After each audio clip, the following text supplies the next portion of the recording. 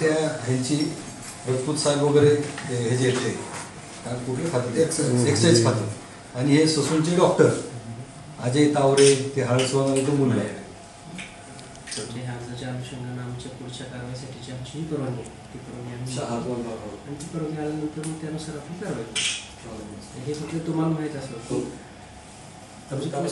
पुणे शहरातले ते पब आणि रेस्टॉरंट बार ते पहाटे 5 वाजेपर्यंत ते चालू असतात.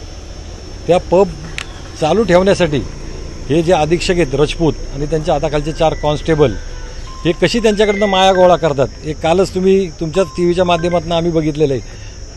त्या आमदार आणि कोणते आमचे रवींद्र धंगेकर या आमदारांनी काल त्यांना घेरावा घालून त्यांना तिथं विचारलं. त्यांनी तर तो पाडा वाचून दाखवला की कुठल्या क्लबकडनं 50,000, कुणाकडनं 1 लाख, कुणाकडनं 2 लाख, कुणाकडनं 3 लाख.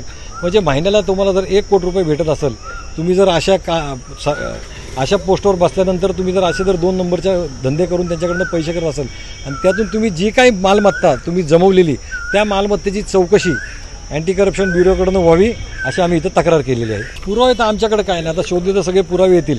त्यांचे एजंट लोक त्यांचे तिथं बाहेरच बसलेले असतात. जसं RTOत एजंट बसलेला असतो तसं त्यांच्या इथं बाहेर 4 एजंट बसलेले असतात तिथं.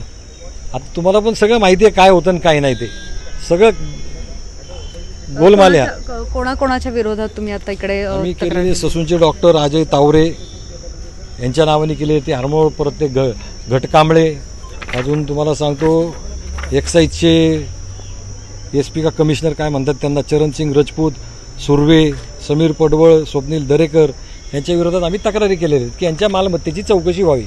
हे म्हणजे ह्या खात्यात कामाला लागले त्याच्या अगोदर यांची प्रॉपर्टी काय होती आणि आता कामाला लागल्यापासून यांच्या प्रॉपर्टीचा आलेख कसा वाढत गेलाय ह्याची चौकशी करण्यात यावी. आम्ही 12-15 वर्षापासून भांडतो ह्या विषयांवर. आम्ही ह्याच्या अगोदर बघा वॉटर म्हणून आहे असे 3-4 क्लब आहेत. त्यांच्यावर आमच्या शिवसेनेवर आमच्यावर गुन्हे दाखल झालेले आहेत. आम्ही ते रात्री बंद केलं 1 वाजता म्हणून.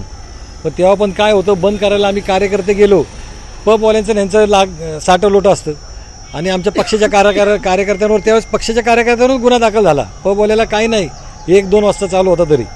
आम्ही वारंवार तक्रारी करतोय पण हे पब आणि हे डिस्को हे पब बंदच होत नाहीयेत.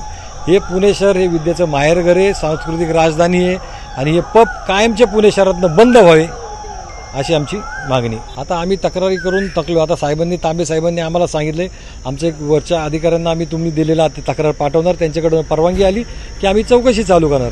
आम्ही 4 दिवसांनी परत त्यांच्याकडे विचारायला येणार, इथं काय झालं काय नाही. 8 दिवस वाट बघणार, नाही तर इथं आम्ही आंदोलन करणार.